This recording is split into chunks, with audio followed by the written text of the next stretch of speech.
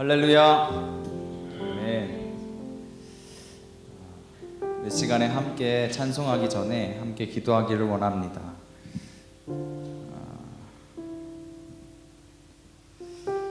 따로 이렇게 장황하게 설명을 드리거나 기도 제목을 열거하진 않겠습니다.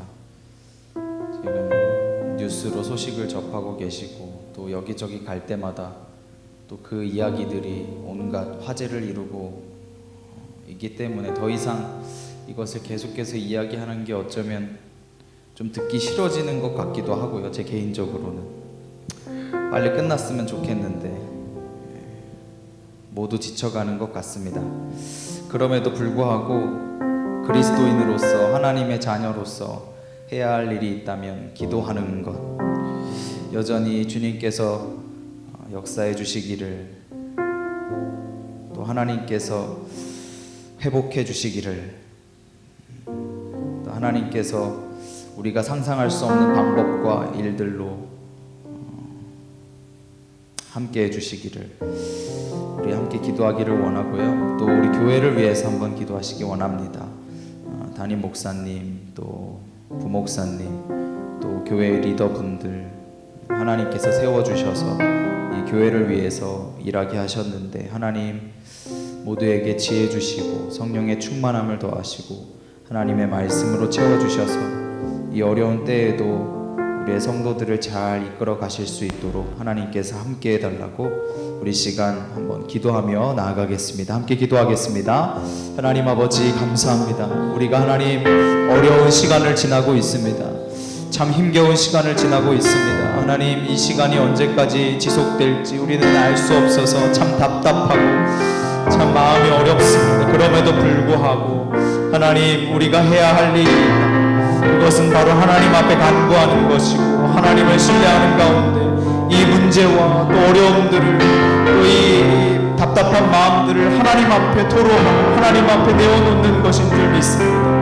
하나님 많은 사람들 하루 속에 평안을 얻게 하시고 이것으로부터 벗어나게 하시고 하나님의 놀라운 은혜를 경험하고 하나님을 찬양하고 하나님을 마음껏 예배하는 그날이 속히 오도록 역사하여 주시옵소서. 또 하나님 아버지 담임 목사님, 또 부목사님, 또 교회에 세워주신 리더분들을 한 분 한 분 하나님께서 붙들어 주시기를 원합니다. 하나님의 성령으로 충만케 하시고 말씀으로 채워주시고 지혜를 주시고 능력을 더하여 주셔서 우리 교회의 성도 한 분 한 분을 잘 세워갈 수 있도록 붙잡아 주시고 하나님의 놀라우신 나아갈 수 있는 우리 교회가 하나님께서 인도하여 주시옵소서. 오늘도 감사하는 마음으로 또 주님을 찬양 하나님의 말씀을 놀라운 은혜가 나타나게 하여 주시옵소서. 감사드립니다. 예수님의 이름으로 기도합니다. 아멘. 우리 함께 찬송하겠습니다. 우리 힘차게 박수 치면서 함께 찬송하겠습니다. 온 세상 위하여 세상 위하여 나 복음 전하리 만 백성 모두 나와서 주 말씀 들으라. 죄 중에 빠져서 헤매는 자들아 주님의 음성 듣고서 너 구원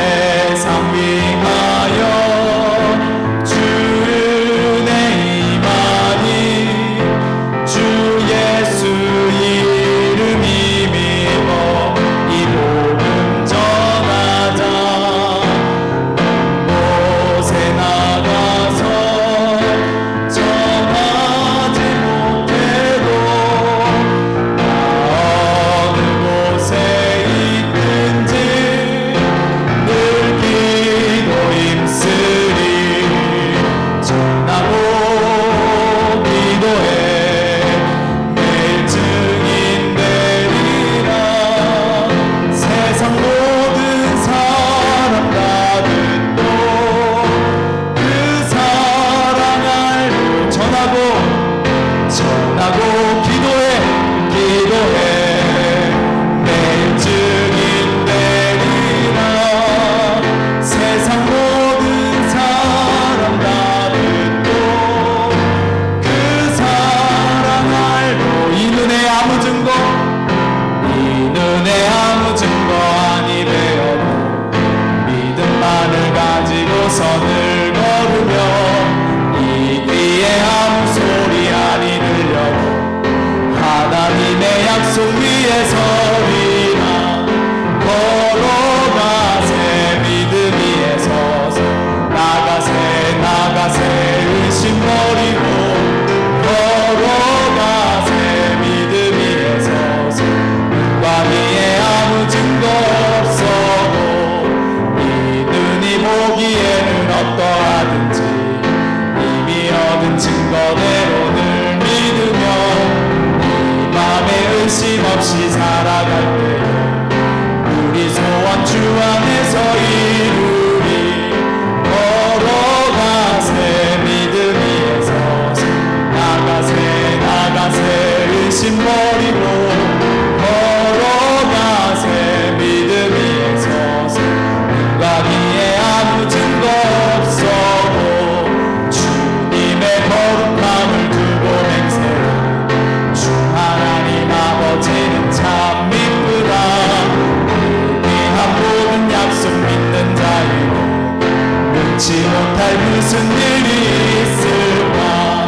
걸어가세 믿음 위에 서서 나가세 의심 버리고 걸어가세 믿음 위에 서서 눈과 귀에 아무 증거. 우리 3절 한 번 더 하겠습니다. 주님의 거룩함을 두고 맹세하라. 주 하나님 아버지는 참 미쁘다. 귀한 모든 약속 믿는 자에게 능치 못할 무슨 일이 있을까. 걸어가세 믿음 위에 서서 나가세 의심 버리고 걸어가세 믿음 위에 서서 눈과 귀에 아무 증거 걸어가세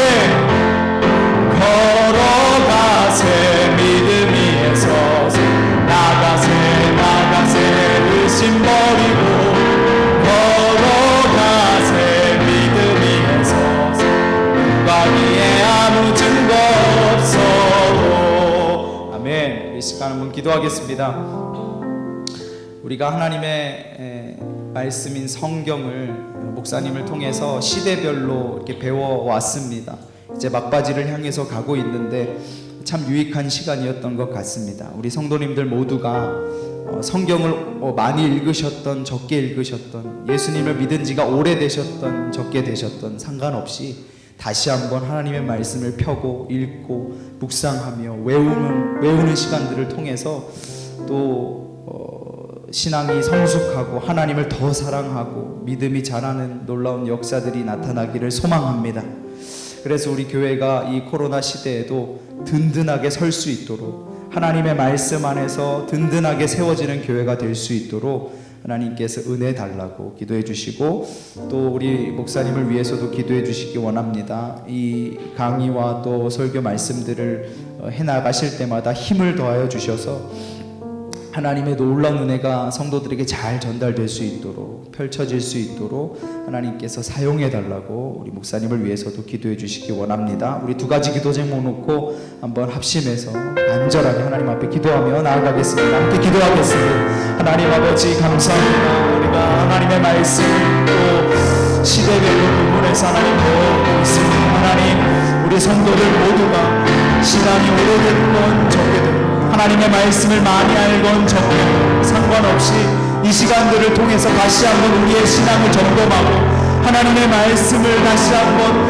들여다보며 또 하나님의 말씀의 뜻을 깊이 생각하고 다시 한번 우리의 삶과 신앙을 점검하는 시간 되기를 원합니다. 하나님 우리 모두가 말씀으로 하나 되게 하시고 하나님의 말씀으로 세워질 수 있는 교회가 되게 하여 주셔서 하나님 이 코로나 시대에 우리 교회가 말씀 안에서 하나 되게 하시고 그 힘을 얻어서 세워질 수 있도록 하나님께서 역사하여 주시옵소서.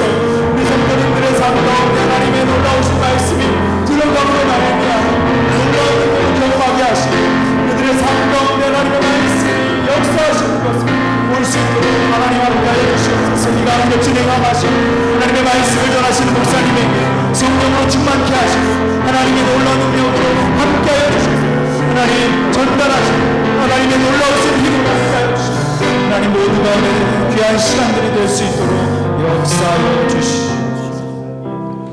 하나님 감사합니다. 또 몇 날 동안도 우리의 삶의 터전에서 또 가정에서 우리를 지키시고 보호하여 주시며 또 우리 믿음의 삶을 살아가도록 용기를 주시고 또 길잡이가 되어주신 하나님께 감사함을 드립니다.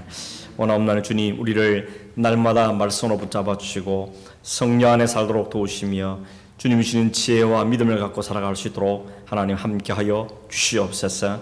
연약한 자리에 들지 않도록 도우시고 원망하며 불평하며 절망하는 자리에 빠지지 아니하도록 우리를 붙잡아 주시옵시고 환경과 상황을 뛰어넘는 믿음을 갖고 정복하며 전진할 수 있도록 도와주시고 하나님 말씀 이끄는 것에 잘 순종하여 나아갈 수 있도록 하나님 간섭하여 주시옵소서.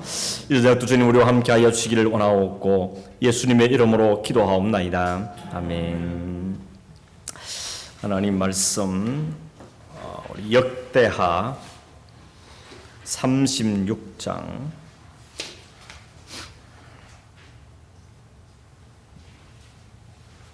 역대하 36장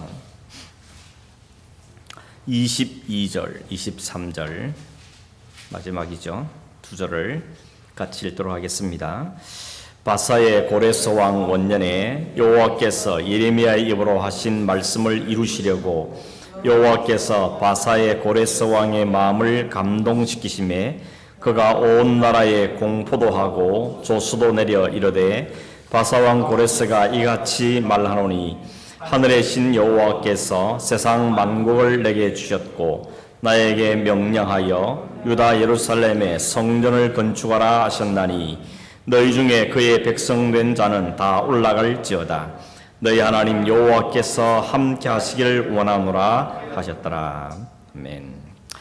열 시대를 우리가 계속 공부를 하고 있는데 한번 정리를 한번 해볼까요? 자, 한번 해봅시다. 안 보고 앞에서 딱 보시고 처음에 뭐죠? 창조시대, 족장시대, 출애굽 광야시대, 정복시대, 사사시대, 다니엘왕국시대, 분열왕국시대, 포로시대, 포로귀환시대, 침묵시대. 이게 딱 이제 머리에 딱 잡혀야 되죠. 성경도 창조시대 가면 창세기 1장에서 11장, 족장시대 가면 12장부터 50장까지, 출애굽 광야시대는 출애굽기, 민수기, 옆에 붙는 게 시내산에 줬던 게 레위기, 그죠? 민수기 끝에 신명기 말씀이죠. 정복시대는 요수아, 사사시대는 사사기, 다니엘왕국시대는 사무엘상하, 열왕기상하, 역대상하 이어지는데 특히 사무엘상까지가 다니엘왕국시대죠. 사무엘하부터 쭉 이어지는 분열왕국시대라고 했습니다. 지난주 우리가 거기까지 했죠. 포로시대까지 했나요? 포로시대는 역사적인 성경은 없지만 뭘 보면 알 수 있다 그랬죠? 에스겔과 다니엘서, 예언서지만 그 속에서 포로시대의 상황들을 우리가 알 수 있다 하는 것을 말씀을 드렸습니다. 오늘 읽은 이 역대하 36장 22절 23절은 이제 포로시대가 끝나고 포로에서 돌아오는 이야기, 어떻게 돌아오게 됐는가 시작을 알리는 게 이 역대하 마지막 장에 있는 22절 23절입니다. 한 장을 딱 넘기면 에스라가 나오죠. 에스라 1장 1절에서 4절을 딱 눈으로 쫙 훑어보면 똑같습니다. 그죠? 역대하 마지막에 있던 말씀이 에스라 1장에 그대로 다시 반복되고 있습니다. 이 포로에서 돌아온 시기에 활동했던 사람 세 사람을 들라가면 누굴 들으시는가 하면 에스라, 느헤미야, 에스더 이 세 성경이 포로 귀환 시대, 포로 시대에서 돌아오는 시대에 얽혀 있는 이야기라고 말할 수 있겠습니다. 그래서 에스라 1장 1절에서 4절에도 보면 역대하 말씀이 그대로 반복되고 있는 것입니다. 아마 이유가 있을 겁니다. 역대하가 끝나고 이어지는 게 에스라인데 그 사이에 공백 기간은 뭐가 있는 거죠? 에스겔, 다니엘이 있다 이렇게 보면 되겠습니다. 오늘 우리가 이 포로 귀환 시대에 대해서 말씀을 생각해 보겠는데 이 포로 귀환 시대에 들어가기 전에 일단 우리가 한번 좀 더듬어 볼 건 뭔가 하면 솔로몬 왕, 사울, 다윗, 솔로몬까지가 단일 왕국이었는데 솔로몬 왕이 죽고 나부터 남유다로 북이스라엘 나눠졌다 그랬죠. 북이스라엘은 10지파가 갔죠. 그리고 남쪽에는 2지파밖에 안 남았습니다. 북이스라엘은 수도가 어디라죠? 사마리아. 남유다는 예루살렘이라 그랬습니다. 이 북이스라엘은 지난번에 나눴던 이 유다 이스라엘 왕조 대조표 보면 북이스라엘은 여로보암부터 시작해서 어디까지? 호세아까지 한 19명의 왕이 등장하죠. 19명의 왕이 등장하는데 왕조는 9왕조이시다 그랬습니다. 왕조와 왕의 차이가 뭐죠? 왕조는 그 가문끼리 묶은 거죠. 그래서 여로보암 시대부터 이 호세아까지 약 한 200년 정도 되는데 그때 9번의 왕조 바뀌었다는 것은 가문이 바뀌었다는 거죠. 신하가 반역을 일으켜서 왕을 죽이고 자기가 왕이 되고 또 뭐 한두 대를 이었더니 또 신하가 또 반역을 해서 또 왕조 바뀌고 이것이 9번 계속된다는 것입니다. 이 시대 이 북왕국은 여로보암의 길로 따랐다 그랬죠. 그래서 모든 왕이 다 여로보암 왕을 따랐다고 성경은 우리에게 이야기하고 있습니다. 이게 약 200년이었고 나중에 이 호세아 왕 때 BC 722년에 어디한테 망했죠? 아수르한테. 아수르에게 멸망을 당하고 북이스라엘 역사는 거기서 끝납니다. The end. 그 다음 더 이상 이어지지 않습니다. 물론 포로 잡힌 사람이 돌아와서 좀 맹미 이어지지만 그때부터 북이스라엘은 하나님의 그 언약에 대해서는 완전히 사라지는 거죠. 그렇게 된 것이 북이스라엘 그랬습니다. 남유다는 첫 번째 왕이 누구죠? 르호보암. 르호보암 다스에서 시드기야까지 바벨론의 포로 잡힐 때까지 시드기야까지도 약 19명의 왕이 등장합니다. 그런데 남유다는 차이점이 뭐라 그랬습니까? 왕조가 안 바뀐다는 거죠. 한 왕조로 다윗의 왕조로만 쭉 이어져 간다고 말씀을 드렸죠. 이게 이 북이스라엘과 남유다의 차이점입니다. 무슨 차이점이죠? 하나님이 누구를 붙잡았느냐, 누구를 통해서 하나님의 언약을 이어갈 것인가 하는 점에서 두 개가 분리되는 것이죠. 그러니까 이건 누구 마음대로입니까? 하나님 마음대로. 하나님의 작정하신 대로 일이 이루어져 가는 것을 보게 됩니다. 남유다는 약 한 350년 정도 나라가 유지됩니다. 그러나 그 350년 동안에 한 번도 왕조가 바뀐 적이 없습니다. 한 번의 위기는 있습니다. 그때 언젠가 하면 아달랴라는 여자가 누군가 하면 예후와 이세벨에 낳은 딸인데 이 아달랴가 남유다로 시집을 오죠. 정략 결혼을 했기 때문에 시집을 오게 됩니다. 왔는데 그가 낳은 아들이 갑자기 죽습니다. 왕이 1년 만에 죽습니다. 그러니까 이 아달랴가 자기가 왕자를 차지하려고 그 혈족들, 시족들 다 죽여버린 겁니다. 다 죽여버리고 이 사람 한 6년 정도 자기가 그 왕의 어머니로서 흔히 뭐라 그러지 이걸 뒤에서 정치하는 이 역할을 하게 되죠. 그렇지만 한 명이 딱 살아남죠. 그게 요시아였습니다. 요시아를 요아스인데 요아스가 그때 그 언니인가요? 죽이지 않도록 그를 딱 붙잡았고 숨겨두기 때문에 그가 왕인데 그때 왕이 돼서 7살이었습니다. 그러니까 거의 갓난아기 때를 숨겨놨다가 7살 됐을 때 왕이 되므로 다윗의 왕조가 계속 이어져 간다는 겁니다. 뭘 보여준가 하면 하나님의 언약을 깨뜨리기 위해서 사탄은 온갖 방법을 동원해서 그 왕조를 끊으려고 했지만 하나님께서는 그 왕조를 이어가는 겁니다. 하나님의 역사를 막을 자가 없습니다. 사탄은 지금도 마찬가지입니다. 지금도 하나님의 역사를 끊어버리기 위해서 이 예수 그리스도의 오심을 막으려고 그러고 예수 오신 이후에도 성도를 유혹해서 그 하나님 나라를 끊어버리려고 애를 쓰고 있지만 하나님께서 작정하신 그 일은 반드시 이루어지는 것이죠. 딱 하나 남았죠. 이제 뭐 남았습니까? 다시 오실 것. 다시 오셔서 이 세상을 심판하신 것. 그 하나 남아 있습니다. 지금까지 모든 하나님의 약속이 다 이루어져 성취된 것처럼 이제 마지막 남은 약속, 그 약속도 이루어질 것으로 우리는 굳게 믿죠. 믿음과 우리가 살아가고 있는 것입니다. 그래서 좀 힘들고 어렵고 세상이 이래서 어떻게 되려나 이런 마음 들 때도 문득문득 들지만 그러나 하나님 약속 살아있기 때문에 그 하나님이 살아계시기 때문에 하나님의 공의가 정의가 그때그때마다 드러내심으로 하나님 살아계심을 우리 보여주시죠. 나라가 망해져가는 것 같아도 다시 회복시켜서 하나님께서 살아계심을 보여주죠. 그게 바로 포로 시대와 포로 귀환 시대 역사를 통해 하나님 우리에게 보여주는 겁니다. 요즘 우리가 이사야 말씀 묵상하고 있지 않습니까? 이사야 말씀 계속 반복되는 게 뭡니까? 하나님 말씀에 불순종한 자들을 심판하십니다. 징계하시죠. 근데 하나님의 백성과 하나님 백성 아닌 사람들의 차이점은 뭡니까? 똑같이 징계를 내리지만 하나님 백성 아는 사람들은 멸망합니다. 하나님 백성들은 다시 돌이켜서 하나님 작성 자리에 다시 앉혀놓는 거죠. 그게 하나님이 하신 일이라는 겁니다. 그 역사를 지금도 해가고 있다는 걸 우리에게 보여주고 있는 것이죠. 다시 조금 더 들어가서 북이스라엘과 남유다로 나누어졌던 그 시기에 분열 왕국 시대에는 이스라엘을 둘러싸고 있는 강대국이 어딘가 하면 동쪽으로는 아수르, 그 다음에 서남쪽으로는 애국이 있습니다. 그 사이에 이 북이스라엘과 남유다가 끼어 있죠. 이 열강 틈에 끼어가지고 항상 시달리게 됩니다. 그러다가 북쪽 이스라엘이 아수르에게 멸망을 당하고 말았던 것이죠. 그 북이스라엘을 정복했던 아수르가 약 한 1200년 경부터 600년 동안 권력을 확장하다가 그 사이에 예루살렘, 북이스라엘을 집어삼켰죠. 그렇지만 뒤늦게 일어난 그 아수르 약간 남쪽에 있었던 바벨론이 신흥제국이 일어나므로 그 바벨론과 비틀게 싸운 다음에 바벨론에게 집니다. 그래서 아수르는 점점 쇠퇴해져 가고 바벨론이 점점 힘을 길러서 이제 그 지역을 차지하게 되죠. 그때 싸움의 영리 어딘가 하면 메소포타미아 지역입니다.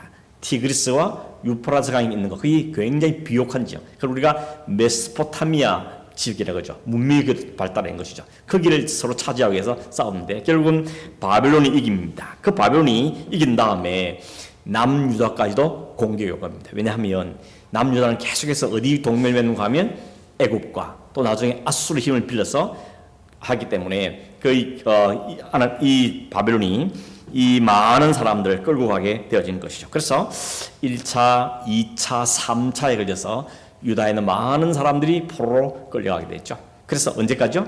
70년 동안. 70년 동안 나라를 잃어버린 유다가 되었던 것을 보게 되는 것입니다. 그런데 그 바벨론도 약 한 90년이 채 못 되어서 멸망합니다. 그 바벨론을 멸망시킨 나라가 어딘가 하면 메데 바사라 그러죠. 우리식으로는 페르시아라고 그러죠. 페르시아. 그 메데 바사가 이 바벨론을 정부하고 새롭게 나라가 세워지게 됩니다. 일어났던 그 조그마한 나라였지만 힘을 키워서 바벨론까지 집어삼키고 당대 최대의 나라가 제국을 이루게 되었죠. 근데 그 페르시아 왕국의 첫 왕이 누군가 하면 바로 고레스인데, 고레스가 이 정복을 한 다음에 정책을 펼쳤는데 그 정책은 그동안의 이 바벨론이나 아수르의 정책과는 전혀 다른 정책을 펼칩니다. 그리고 이 메데바사에 우리 나딕은 이름들이 있는가 하면 고레스, 다리오, 아닥사스다, 아수에로 이런 왕들이 다 이 바벨론 집사했던 메데바사의 왕들이었다는 것을 기억할 필요가 있습니다. 이제 포로기한 시대에 들어가서 좀 살펴보겠는데, 포로기한 시대 이때는 고레스가 그 조서, 그러니까 칙령을 발행한 그때부터 시작해서 이 3차에 걸쳐서 이 바벨론에 잡혀갔던 유대인들이 돌아오는 역사를 보여주는 게 이 포로 귀환 시대의 역사입니다. 이걸 통해서 하나님께서 어떻게 하나님 나라를 다시 회복시키는가, 그를 징계함으로 그들에게 팔아버렸지만 하나님 약속대로 70년 됐을 때 그를 어떻게 돌이키신지를 그 과정들을 보여주므로 소망을 주시는 말씀이 바로 이 포로 이후의 귀환의 역사라고 볼 수 있는 것입니다. 여기 등장하는 주요한 성경이 에스라, 느헤미야, 에스더라고 말씀을 드렸죠. 여러분, 고레스의 정치의 철학은 뭔가 하면, 정책이 뭔가 하면 피정복국, 그러니까 자기들이 정복한 건 나라를 그냥 막 집어서 마음대로 하는 것이 아니고 그들 최대한 대우를 해줍니다. 그 나라의 정치상이라든지 그 나라의 언어라든지 그 나라의 종교라 이런 것도 최대한 보장을 해주는 정책이 고레스의 정책이었습니다. 그래서 고레스 원년인 BC 538년에 명령을 내립니다. 유대인들에게 명령을 내기를 니네들 고향으로 돌아가도 좋다.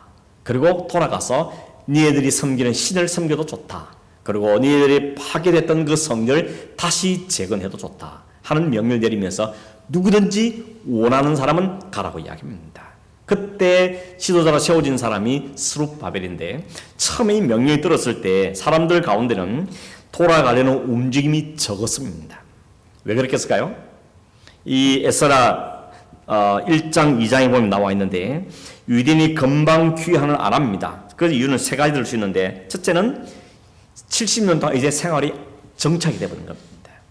우리도 그렇지 않습니까? 여러분 이민 생활을 70년 했다. 그러면 이미 그 나라 사람이 되어버렸지 않습니까? 이미 뭐 한 30년 이상 되신 분들 보니까 이미 그 호주에 정착되어 있습니다. 거기서 태어난 아이들이 있고 하는데 이 아이들은 벌써 그 나라 사람이 되는 거잖아요. 70년 지나고 나니까 여기서 언어도 배웠고 문화도 경험했고 공부도 다 했고 직업도 가졌고 생활 터전이 확립됐기 때문에 굳이 다시 가보지도 않은 나라를 가려는 분위기가 안 생기는 겁니다. 그래서 그들의 삶의 터전이 기반되기 때문에 가지 않고, 두 번째는 뭔가 하면 예루살렘 가봐야 이미 예루살렘 성은 다 황폐됐고 성령도 폐허가 됐고 거기 가면 처음부터 다시 맨발로 다시 시작하기 때문에 굳이 거기 가서 왜 고생하겠냐는 거죠. 그래서 가지 않으려는 분들이 생긴 겁니다. 세 번째는 뭔가 하면 이 바벨론에서 이 메데바사 지역에서 예루살렘 돌아가는 길이 만만치가 않습니다.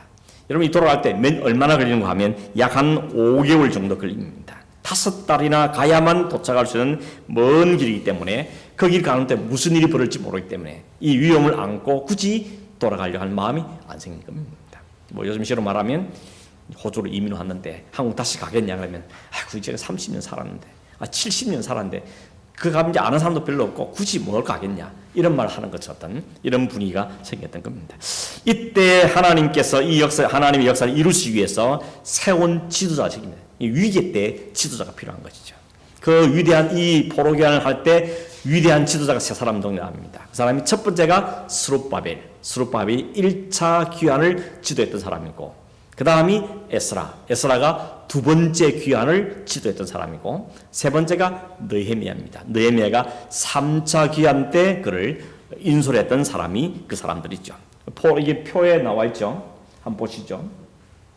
1차 때는 에스라 1장에 보시면 나와 있는데 BC 538년 다리오 왕 원년에 스룹바벨이 총독 자격으로 갑니다. 왕족의 총독. 그 밑에 설명되어 있는데 여호야긴의 아들이었다고 알려져 있습니다. 손자로 알려져 있습니다. 그러니까 마지막 왕이 시드기야인데 시드기야 왕의 아들이었다는 걸 알 수 있는 것이죠. 아무튼 왕족이었고 그가 총독의 자격으로 그 백성들 이끌고 가는데 그때 간 백성들이 몇 명인가 하면 42,360명 있다는 겁니다. 4만 명이 넘는 많은 사람들 이끌고 5달에 걸쳐서 다시 돌아가게 되는 것이죠. 그 일을 맡았던 사람이 바로 이 스룹바벨이었습니다. 그가 돌아가면서 한 사명이 뭔가 하면 돌아가면 예루살렘 성전을 재건하는 것. 그게 첫 번째 임무였습니다.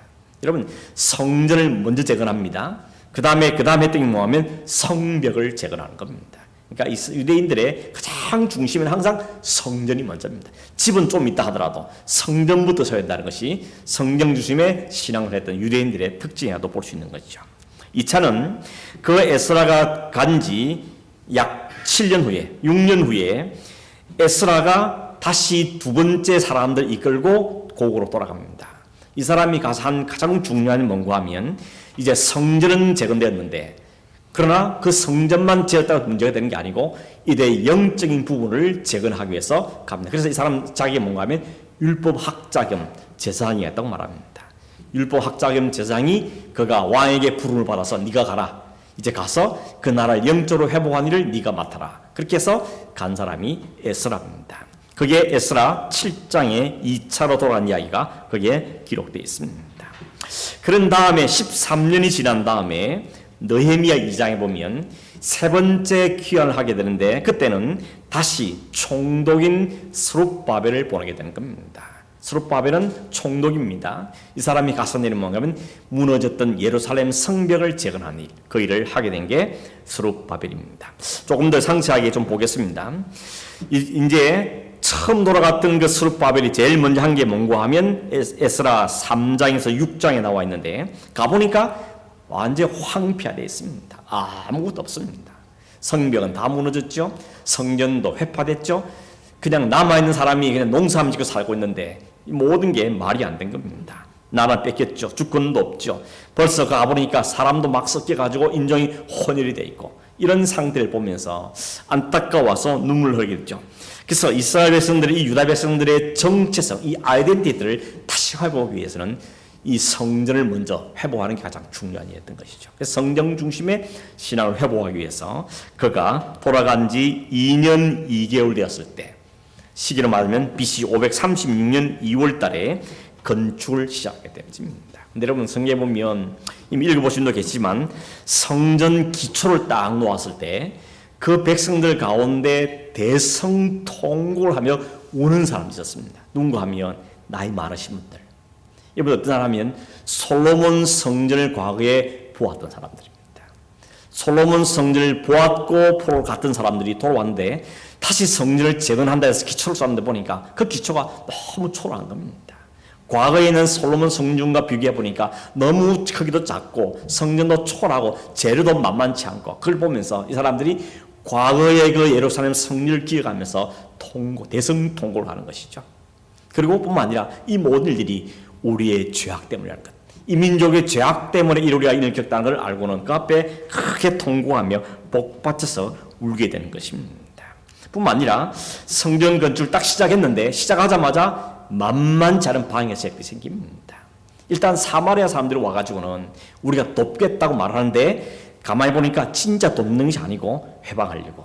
그 마음을 간파한 이 스룹바벨이 도울 필요 없다. 우리가 한다. 유대인들 중심으로 하겠다. 그래서 그들이 거절했더니 이 사람들이 사사건건 방해를 합니다. 그래서 성전 건축을 시작한 지 하자마자 고레스 왕부터 다리오 왕 때까지 이 일에 관련된 관리라는 데 계속 뇌물을 주면서 성전 건축을 못하도록 방해를 하는 겁니다. 심지어는 아수르 왕 때는 고발하는 문서를 올립니다. 아수르 왕이 이 사람들이 반역을 일으키려고 이 성전을 건축시킵니다. 이 사람들 특징 아시지 않습니까? 성전 건축한 다음에 뭐 하겠습니까? 당신의 반역을 일으킵니다. 라고 고발하는 문서를 왕에게 올립니다. 왕이 편지를 받아보니까 그럴 것 같거든요. 그래서 왕이 명령해서 성전 건축을 중단시키고 마는 것입니다. 그래서 성전 건축을 착수한 지 2년 만에 성전 건축 공사가 스톱되고 몇 년 건축된가 하면 약 14년 동안 성전 건축 공사가 중단됩니다. 그래서 성전 건축이 그 다음에 재개된 다음에 총 기간이 뭐냐면 무려 20년이 걸렸습니다. 여러분 생각해보면 20년 동안 시작한 지 2년 만에 중단됐다가 20년 만에 성전 건축이 완공되는 겁니다. 그 기간 동안이 굉장히 어려움을 겪었다는 것을 우리가 알 수가 있는 것이죠. 이 건축된 지 14년 건축된 걸 알고는 다리오 왕이 나중에 왕이 된 다음에 그걸 알고는 이 학계와 스가랴의 선지자들의 도움을 받아서 성전 건축 공사를 다시 재개하겠는데 역시 방해하는 세력들이 아니 그동안 잘 정지되어 있었는데 또 한다 그러니까 또 다시 막 고소를 하는 겁니다.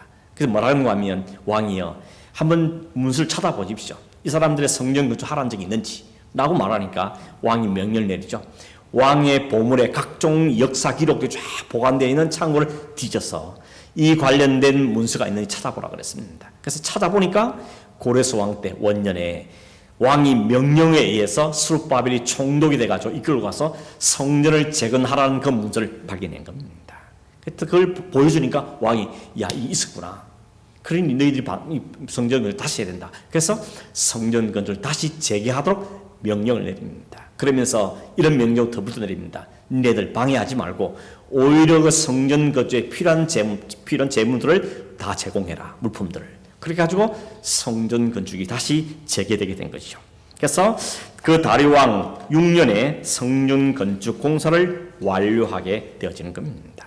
여러분 예루살렘 성전이 완축된다는 것은 단지 건물이 섰다, 뭐 교회가 세워졌다 하는 것보다 훨씬 중요한 의미가 있습니다. 어떤 의미가 있는가 하면 이 성전이 건축되자마자 재개되고 완공되자마자 이스라엘 백성이 유대 백성이 제일 먼저 한 게 뭔가 하면 유월절을 다시 지키기 시작한 겁니다. 유월절이 뭐라 그랬죠? 이미 아시죠? 유월절은 패스오브. 이스라엘 백성이 출애굽할 때 하나님께서 어린 양의 피가 발린 집은 건너갔던 그 유월절, 이스라엘 백성들이 구원한 날, 해방되어 나온 날, 그걸 의미하는 거죠. 그 절기를 하나님께서 항상 지키라 말했는데 그 유월절 절기를 그동안 못 지켰던 겁니다. 그래서 그들이 그걸 깨닫고는 성전이 완성되고 나서 그들이 다시 이 유월절을 지키기를 시작한 겁니다. 여러분 유월절이 중단됐다 다시 시작하는 성경에 여러 부분이 있습니다. 예를 들면 광야에 나올 때 출애굽하고 나서 광야 생활을 할 때 그들이 유월절 잘 못 지키다가 여리고에 도착했을 때 그들이 여리고에 도착했을 때 거기서 다시 유월절을 지켜야 돼. 그게 여호수아 5장 6장에 있는 이야기죠. 광야 40년 동안 중단됐던 그 유월절 절기를 그들이 가나안 땅에 들어가서 제일 먼저 한 게 유월절 지키는 것이었습니다. 유월절이 그들에게 신앙에 굉장히 중요한 의미를 갖고 있는 것이죠. 뿐만 아니라 나중에 분열 왕국 시대에도 북이스라엘 남이스라엘 막 나눠져 싸우고 하면서 이 유월절 절기가 또 사라져 버렸습니다. 근데 요시야 왕 때 그가 성전을 청소하다가 문서를 신명기를 발견한 겁니다. 그 신명기를 두루마리를 딱 보니까 유월절을 지키는 것을 명령이 있고 이걸 대대로 즐겨야 된다. 우리가 안 지켰었구나. 그걸 깨닫고는 그때부터 다시 유월절을 지키기 시작합니다. 그러니까 유월절 지킨다는 말은 뭔가 하면 신앙의 회복이라는 거죠. 영적인 재건, 영적인 회복을 의미하는 게 유월절을 지키는 의미라고 말할 수가 있는 것입니다. 지금도 이스라엘에서는 유월절을 지킨다 그러지 않습니까?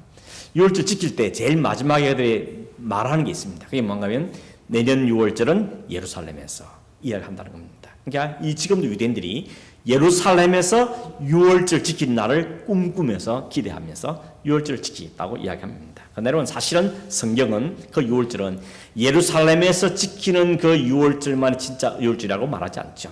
유월절의 의미가 중요한 거죠. 그게 뭡니까? 예수 그리스도 어린 양으로 우리의 보혈을 하시고 어린 양 대신 그 예수 그리스도를 기억하고 그 예수 그리스도 의해서 우리가 살림받은 것 그걸 기억하는 게 진짜 목적이지 예루살렘에서 거기서 해야 된다라고 하지 않죠. 예수님도 그러지 않습니까? 예루살렘에서 해야 됩니까? 그리심산에 해야 됩니까? 막 물으니까 여기도 아니고 저기도 아니고 우리가 어린 양 예수 그리스도 보혈을 기억하고 신령과 진리 대신 예수 그리스도로 예배하는 게 중요하다 하는 것을 주님께서도 말씀하시는 거죠. 아무튼 여러분 이 성전을 재건함으로 그들에게 주어진 얻게 된 가장 중요한 유익이 뭐있는가 하면 유월절 절기를 회복하겠다는 것입니다. 하나님 중심의 신앙을 회복했다는 것이죠. 이때 성전을 재건했는데 그 성전을 가리켜 우리는 뭐라고 하면 스룹바벨 성전이라고 합니다. 성경에 3개의 성전이 나옵니다. 제일 처음 지은 성전 솔로몬 성전. 솔로몬이 지은 성전이죠. 그게 BC 957년이고 7년 6개월을 거쳐서 지은 성전이 이 솔로몬 성전입니다. 두 번째 성전. 그래서 예루살렘 성전은 바벨론 포로도 앞에가 다 회파됐다 했죠. 돌 하나 위에 돌도 두지 않을 만큼 다 무너졌다 그랬습니다. 그 성전을 다시 재건한 게 스룹바벨 성전인 겁니다. BC 516년에 재건돼 무려 20년 걸렸죠. 근데 실제 공사는 뭐죠? 14년 빼고 나면 6년 걸린 겁니다. 6년에 걸쳐서 이 스룹바벨 성전을 건축했습니다. 나중에 제 3번째 성전이 생기죠. 그게 뭔가 하면 예수님이 계신 그 당시에 헤롯 대왕이 성전을 재건하게 됐죠. 그게 헤롯 성전이라고 부릅니다. 크기는 어느 게 제일 큰 것 같습니까? 헤롯 성전이 제일 큽니다. 가장 화려한 것은 솔로몬 성전, 제일 초라하고 보잘것없는 것은 스룹바벨 성전이었습니다.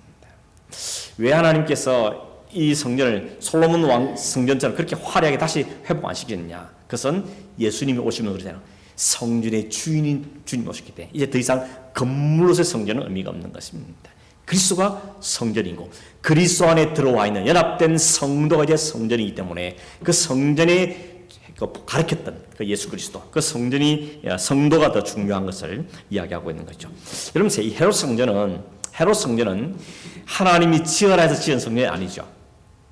솔로몬 성전이나 스룹바벨은 하나님이 성전을 지어라 혹은 재건해라 지었지만 헤롯 성전은 하나님의 명예에 지은 성전이 아닙니다. 누가 지었죠? 헤롯이.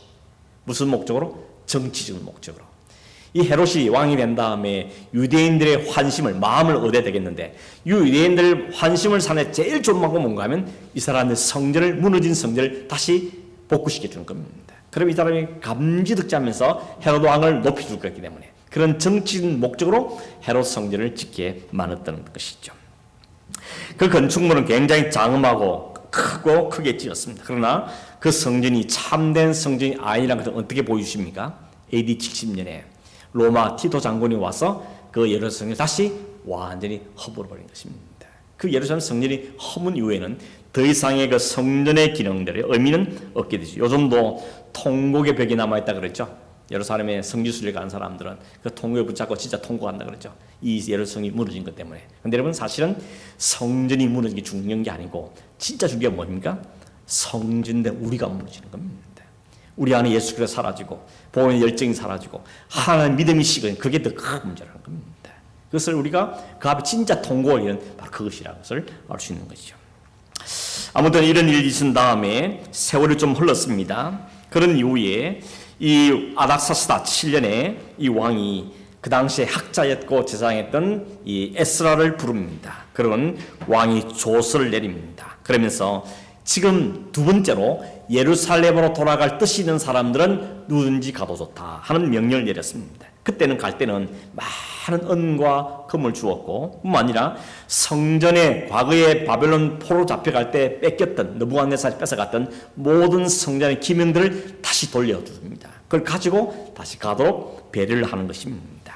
그래서 그들이 와서 에스라가 한 일은 뭔가 하면 이미 성전은 지어졌기 때문에 이제 눈에 보이는 성전 말고 영적인 성전, 이스라엘 백성들의 유대인들의 그 영적인 부분을 재건하는데 이 에스라가 힘을 쓰게 됩니다. 그래서 그 사람이 오면서도 뭐라 합니까? 내가 하나님 율법을 가르치고 이들을 하나님의 제사를 다시 회복시키고 이 영적 바로 세우는데 내가 전심전력하겠다. 이 목표를 갖고 온 사람이 에스라였습니다. 그래서 에스라가 오자마자 율법을 가르치고 그 백성들에게 모든 일 가는 일들을 성실하게 하게 되는 것이죠.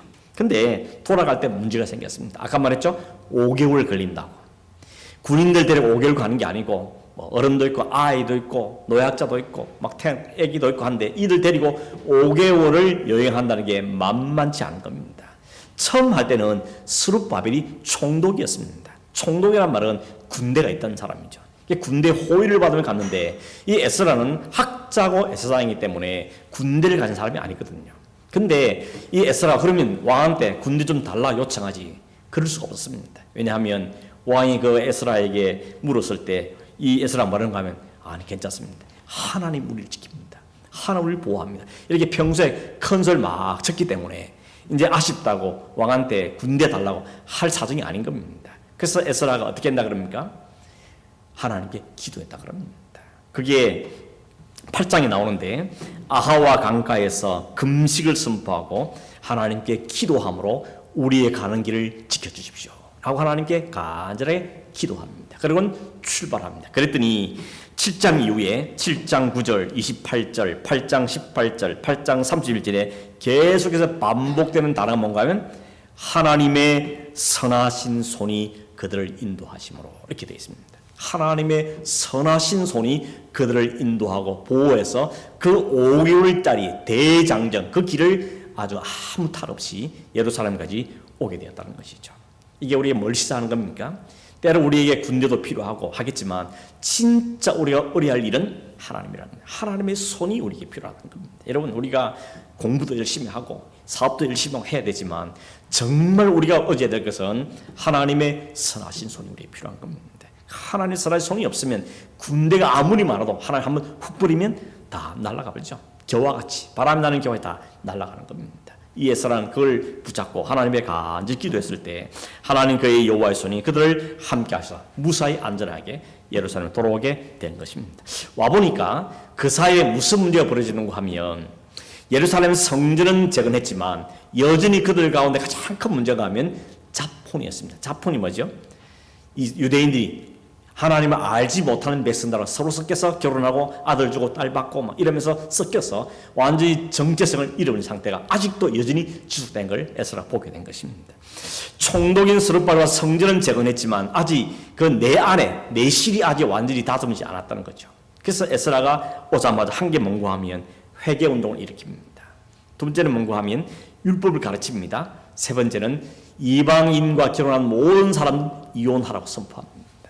그 사람들이 말씀을 듣고 회개하고 말씀을 듣고 보니까 우리가 하나님 말씀에 불순종해서 이방 여인과 결혼했구나 하를 깨닫게 된 겁니다. 그래서 에스라한테 그럼 우리 어떻게 해야 되겠냐 했더니 이혼하시오. 그래서 방백들, 지도자들, 일반 평민들 다 끝없이 이방인과 결혼한 모든 사람은 이혼을 하는 과정들을 겪게 되는 것입니다.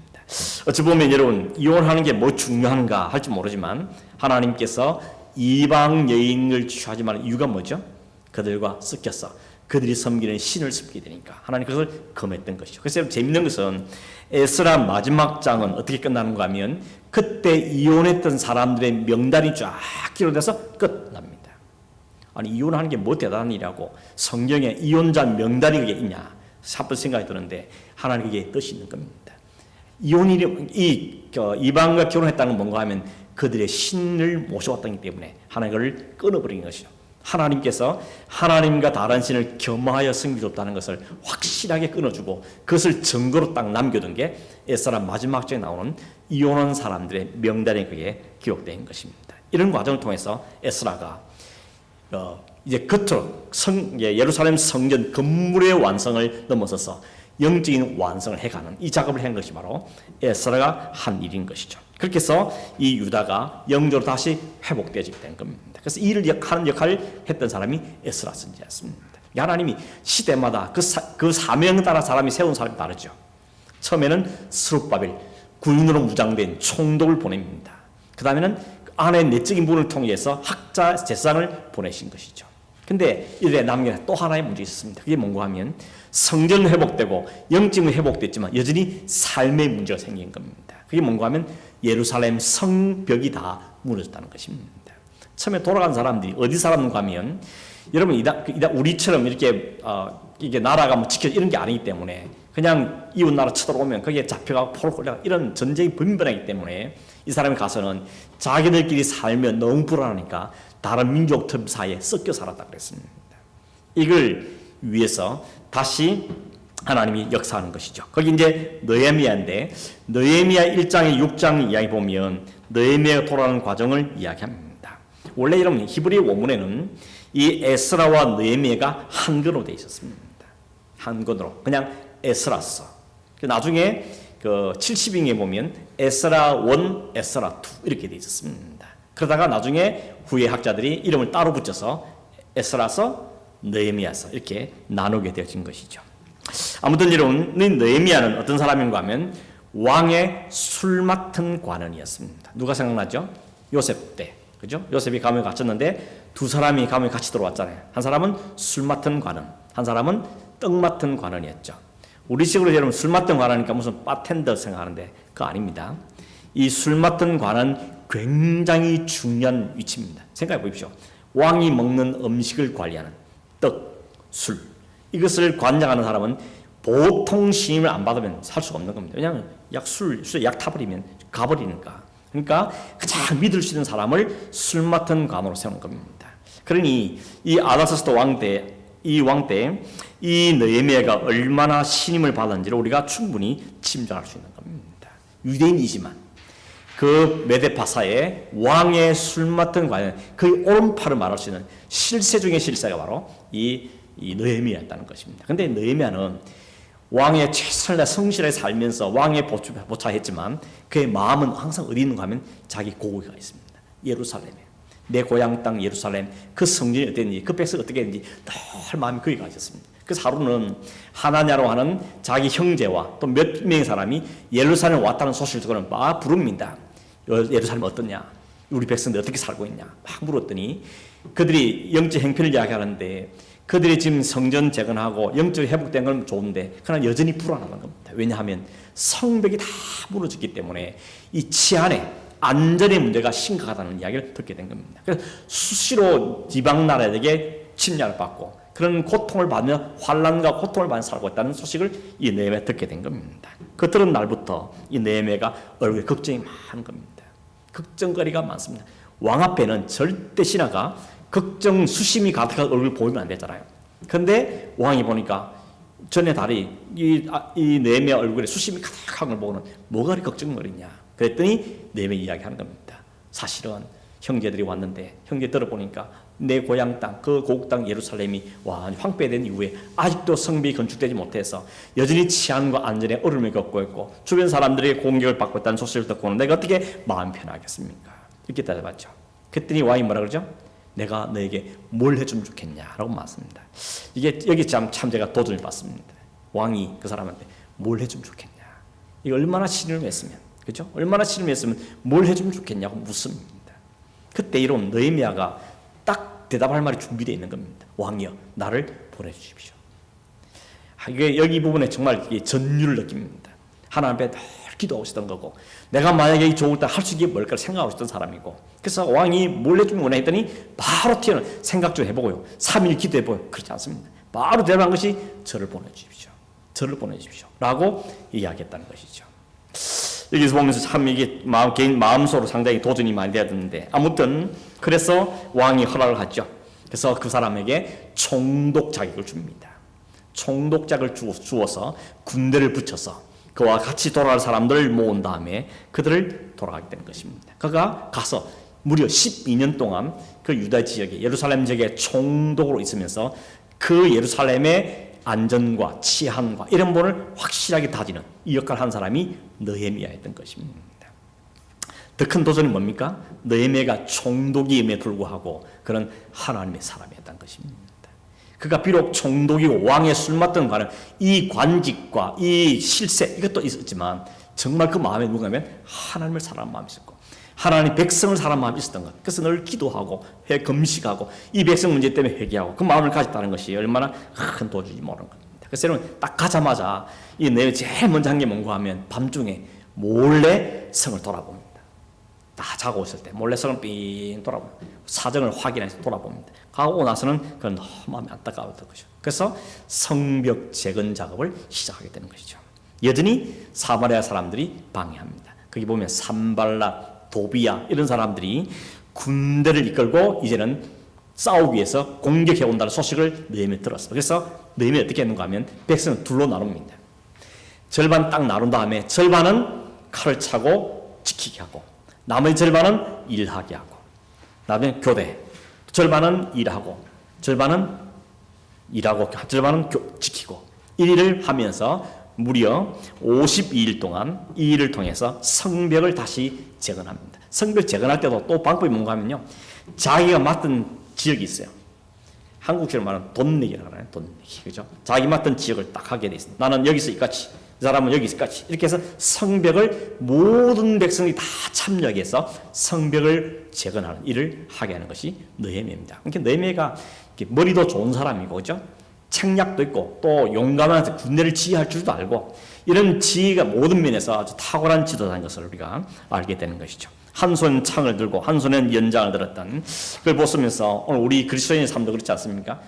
한 손에는 우리의 일을 위해서 사명에서 주어진 삶을 열심히 살고 한쪽에는 하나님 말씀을 들고 이것의 균형을 살아야 되는 거죠. 일과 신앙, 그죠? 삶과 예배, 이것이 항상 균형이 잡혀야 되는 겁니다. 기울지 않고 두 균형을 잘 잡혀서 하나의 일을 감당하는 것이 중요한 겁니다. 이 느헤미야의 지도력은 어디서 볼 수 있는가 하면 뭐 여러 가지 볼 수 있겠죠. 그가 했던 일, 그 다음에 그가 회고록이라든지 그가 했던 연설, 또 기도했던 것, 군대를 조직하는 것, 또 하나님을 전적으로 신뢰한 것들, 여러 가지 겸손한 것들, 이런 모든 게 다 지도자로서의 자질을 갖추고 있던 것을 보여야 되는 것입니다. 뿐만 아니라 더 중요한 것은 기도하고 움직였다는 것입니다. 이게 참 중요한 부분이죠. 기도하고 움직였다. 왕이 너에게 뭘 하면 좋겠냐? 나를 보내주십시오. 그 하기 전에 기도하고 있었던 사람이죠. 그리고 예루살렘 가서도 잘 먼저 그 밤에 돌아본 다음에 하나님께 기도하며 일을 했다는 것. 이게 얼마나 아름다운 모습입니까? 우리나라의 지도자들이 이랬으면 얼마나 좋을까요? 진짜 하나님 기도하고 하나님 그 지혜를 갖고 백성들을 다스리고, 그렇죠? 또 뭐 이 나라의 지도뿐만 아니고 마찬가지죠. 우리 순장님들이 혹은 선생님들이 가정의 가장들이 기도하고 가정을 이끌어가고 기도하며 일을 하고 기도하며 섬기고 이게 균형이 있어야 되는 거죠. 어느 하나 기울면 항상 문제가 생깁니다. 일만 축척 열심히 하고 예배가 없고 기도가 없으면 금방 지치고 또 왜 나만 하냐 뭐 이렇게 불평이 생기고 이러시 쉽죠. 기도만 하고 있으면 일이 됩니까? 기도함과 동시에 하나님 주신 마음과 생각을 갖고 움직여야 되는 것이죠. 아이디어를 얻고 좀 지혜를 얻고 하는 것이 필요한 거죠. 사업을 하는 사람은 기도하며 말씀 묵상하다가 하나님 주신 그 아이디어를 갖고 일을 하고 이런 균형들이 정말 필요한 시대에 우리가 살고 있다는 것을 알 수 있는 것입니다. 끝으로 여러분 에스라, 느헤미야 이 사람이 공동으로 했던 게 뭔가 하면 율법을 낭독하고 회개운동을 일으키고 개혁을 하고 귀한 사람들에게 거주지를 주고 성벽을 쌓고 그죠? 외적인 성벽을 보수할 뿐만 아니라 영적인 보수를 해가고 그러면서 이들의 인구조사를 다시 하고 초막절을 지키게 하고 레위지파를 세워서 제사 제도를 정비하고 이런 내적 외적 모든 부분을 철저히 잘 이루어갔던 시대가 느헤미야였던 것입니다. 이 에스라 느헤미야 했던 일인 것입니다. 그런데 여러분 그걸로 계속 해피엔딩이 얼마나 좋을까요? 이 성경이 끝나고 나면 누가 등장하죠? 학개, 스가랴, 말라기가 등장하는 겁니다. 이런 말라기 일부 사서겠지만 이 성벽 재건이 다 끝난 지 약 한 10년 정도 후에 말라기가 등장합니다. 말라기 선자가 등장한 사람은 와서 한 일이 뭐죠? 그 일이 벌어진 겁니다. 이 사람들이 성벽도 재건했습니다. 성전도 완성했습니다. 유월주도 지킵니다. 이런 다 한 다음에 이 사람들은 마음에 뭘 기대하는가 하면 다윗의 약속하신 메시아가 올 거다. 이 기대를 갖고 있는 겁니다. 이렇게 회복된 것은 다윗의 왕을 다시 회복시킨 것은 다윗의 약속을 오신 그 다윗의 언약의 약속을 오신 메시아가 올 것이다. 그들은 철떡까지 믿고 기다렸던 겁니다. 그런데 1년, 2년, 3년, 10년이 가는데 안 오시는 겁니다. 그러니까 어떤 일이 벌어질 것 같습니까? 점점 신앙이 회의에 빠지고 연약해지고 또 다시 옛 색깔로 돌아가고 이런 일들이 벌어지는 겁니다. 점점점 제사를 예배를 소홀히 하고 하나님과 맺은 계약을 파기하고 율법을 지키지 않고 그게 백성뿐만 아니라 제사장들 말조도 제사장들이 자기 이익을 챙기기 위해서 또 엉뚱한 짓을 하고 또 다시 자폰, 이혼이 계속 반복되어지고 또 11조 하나님께 드리는 그 헌물을 하지도 않고 이런 일들이 점점점 생기게 되는 겁니다. 그래서 말라기 선자가 그 지적하는 거죠. 그 백성들에게 하나님 말씀을 지키지 않고 하나님 제사를 소홀히 여기고 하나님께 드려지는 것을 무시하는 것에 대해서 하나님 심판의 말씀을 이야기하죠. 메시아가 오시면 이 모든 걸 다시 뒤바꾸고 하나님을 완성이 될 거라는 이야기를 말라기가 하고 있는 것입니다. 그래서 여러분 결국 말라기가 끝난 다음에 메시아가 오셔야 되는데 말라기 이후로 마지막 세례요한 올 때까지 약 400년이 또 흐르게 되는 겁니다. 그 길을 우리는 침묵기라 그럽니다. 구약이 끝나고 신약이 시작되는 그 중간에 약 400년 정도가 침묵기가 있습니다. 성경학자들은 그럽니다. 성경 안에 하나님의 계시가 없던 시대, 말라기 이후부터 세례요한 때까지는 하나님이 침묵하시거든요. 하나님이 아무 계시를 안 한 겁니다.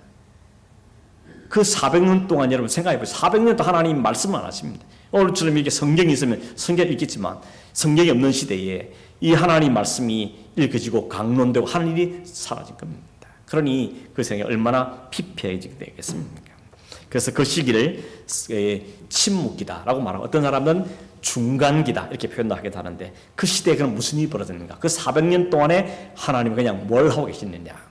그것은 성경 안에는 기록이 없지만 세계의 역사를 통해서 그게 또 하나님이 어떻게 메시아가 오시도록 준비하고 계신지를 알려주는 게 침묵이 있었던 역사입니다. 그래서 다음 주에는 그 침묵 시대에 하나님께서 이 성경의 기록에는 없지만 하나 역사 기록 속에서 하나님 어떻게 역사를 준비해 가시고 있는지 메시아 오도록 준비해 가신지를 보여주는 그 역사를 좀 공부해 보도록 하겠습니다. 오늘 말씀을 통해 정리할 때 우리가 또 붙잡고 싶은 것은 뭔가 하면 하나님은 시대마다 하나님의 사람을 쓰시더라는 겁니다.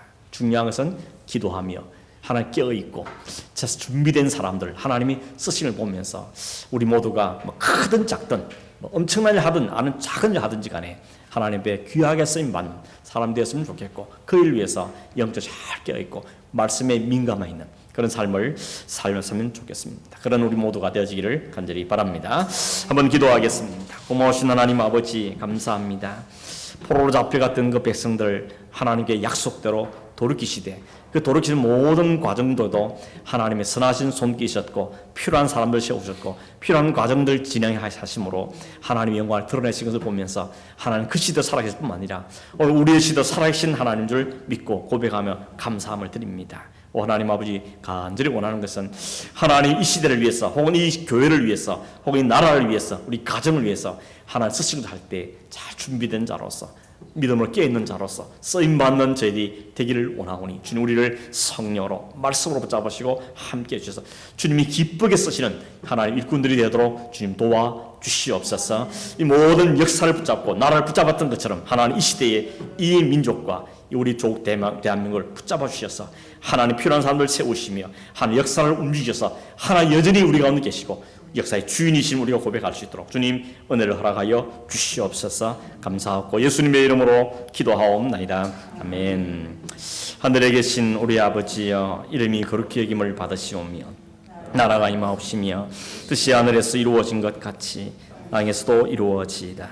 오늘 우리에게 일용할 양식을 주옵시고 우리가 우리에게 죄 지은 자를 사하여 준 것 같이 우리 죄를 사하여 주옵시고 우리를 시험에 들게 하지 마옵시고 나만 악에서 구하옵소서. 나라와 권세와 영광이 아버지께 영원히 싸움나이다. 아멘. 감사합니다.